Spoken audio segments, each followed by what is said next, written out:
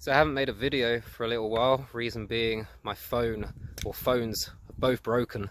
The microphone broke and I just haven't got a new one. So this is my new phone. It's actually my wife's old one. And I just wanted to talk about check valve heads.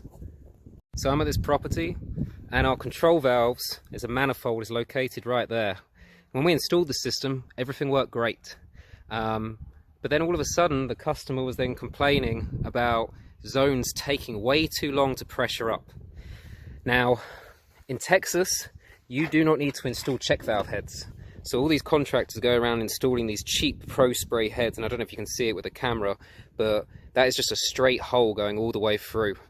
Now, if you have a scenario like what I've got here, where you've got a zone that you know works, you know there are no leaks, you know there's no pressure issue, and the system is just taking forever to pressure up. And if you grab the stem and plunge it up and down, eventually the zone turns on. The reason why it's not working is because the water is leaking out of all of the heads and it's not allowing the zone to actually pressure up so the head can pop up. The way to fix that is check valves. This costs 70 cents. The other alternative is splitting the zone in half, which could cost anywhere from 2 to 5 grand depending upon how big the zone is. You have your sprinkler head and you take it apart and you have this guy inside.